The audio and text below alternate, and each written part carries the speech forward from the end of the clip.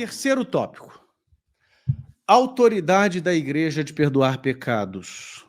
Autoridade da igreja de perdoar pecados. Isso aqui também é uma questão que não entra na cabeça do protestante, porque o protestante vai dizer só Jesus pode perdoar pecados. E o protestante, ele tem uma mentalidade ou, não é?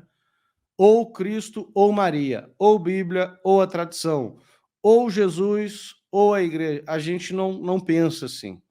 A gente crê na comunicação entre entes, na comunicação entre seres, entre realidades, de modo que Jesus e a igreja são uma coisa só, um corpo só. Jesus cabeça, a igreja corpo. A igreja é o Cristo presente na história, que continua a missão do Cristo na história. É óbvio que quem tem autoridade para perdoar pecados é Jesus. É óbvio. Mas existe uma coisa chamada autoridade delegada, existe uma coisa chamada procuração, você dá poderes para alguém de agir no seu nome. Olha aqui Jesus dando uma procuração para os discípulos. Disse-lhe, pois, Jesus outra vez, Pai seja convosco.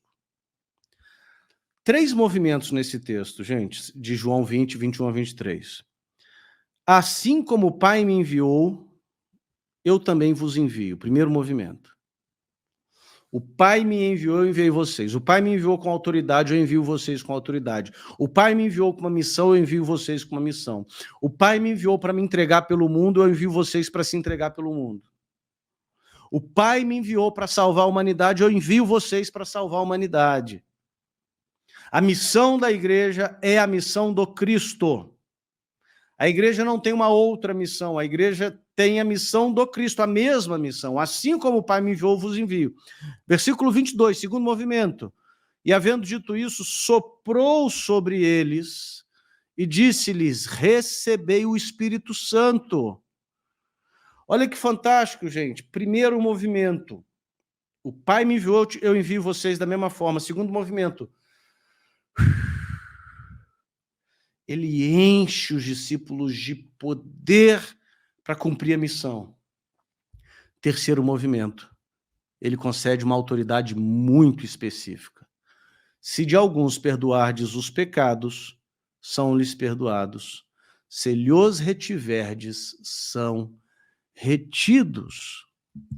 Eu me lembro de ter lido esse versículo, gente, me preparando para a minha primeira confissão. E aquilo me atingiu como um raio. Eu falei, gente, a igreja tem sim autoridade de perdoar pecados. No nome de Cristo, mas tem autoridade de perdoar pecados.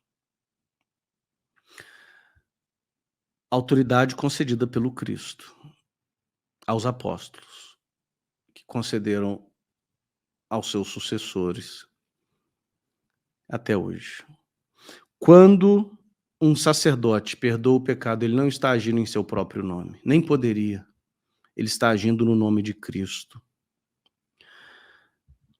Para mim, uma das facetas mais cruéis desse movimento de que eu não preciso da igreja, eu me resolvo com Cristo, eu vou confessar direto a Deus, é tirar a pessoa desse oásis de graça que é o confessionário.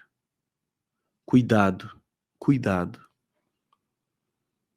Talvez eu esteja falando com algumas pessoas aqui, inclusive a live aí está cheia de ataque espiritual, mas talvez eu esteja falando com algumas pessoas aqui dizendo o seguinte, apresse a sua conversão, porque você está em pecado mortal. E você já tem conhecimento o bastante para se render a Cristo. E talvez você está adiando por medo, por temor de homens. Não. Cristo te espera no confessionário para te perdoar. Corra, corra.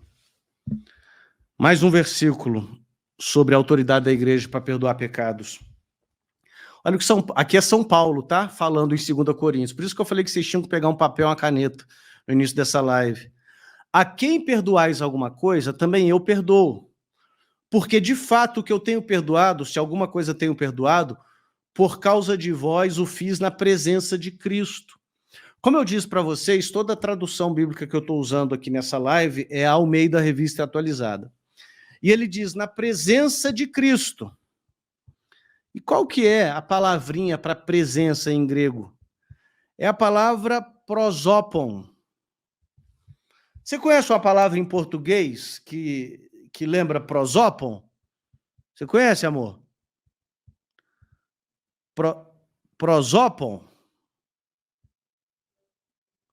Prosopopeia. Isso mesmo. O que é prosopopeia, gente? O que é prosopopeia? Prosopopeia é uma figura de linguagem que é quando você atribui personalidade a objetos. Por exemplo, o livro falou comigo. O livro não fala. Né? Aquela pedra me deu uma rasteira. Não, a pedra não dá rasteira em ninguém. Então, né, prosopopeia é quando você pega um objeto e considera e dá para esse objeto uma personalidade humana, né? Prosopopeia. Prosopompeia. Imitação de pessoa. Prosopopeia significa imitação de pessoa. Mas prosopopeia é só para vocês lembrarem que a gente aprendeu isso no ensino médio. Prosopon significa pessoa. Vamos ler de novo com a tradução de pessoa? Se alguma coisa tenho perdoado, o fiz, ou seja, eu perdoei, na pessoa de Cristo.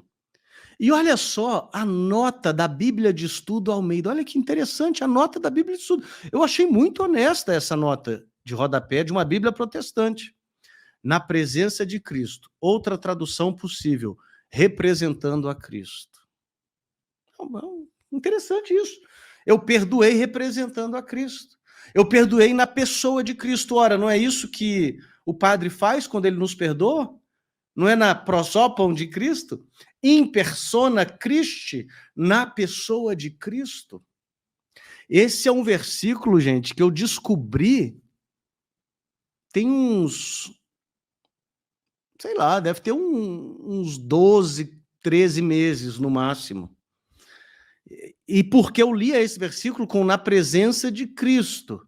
Aí eu fui ler esse versículo no original, não sei porquê, eu estava numa live com um amigo meu, eu fui ler esse versículo no original e apareceu lá, prosopon. Falei, gente, prosopon é pessoa. Ele perdoa na pessoa de Cristo, então quer dizer que existe base bíblica, sim, para eu me confessar com o Padre. Que essa história de eu confesso direto com Deus nada mais é do que um subjetivismo individualista, autocentrado, egocentrado, que, na verdade, o que eu estou dizendo é, eu me confesso numa projeção de Deus que eu tenho. Cuidado.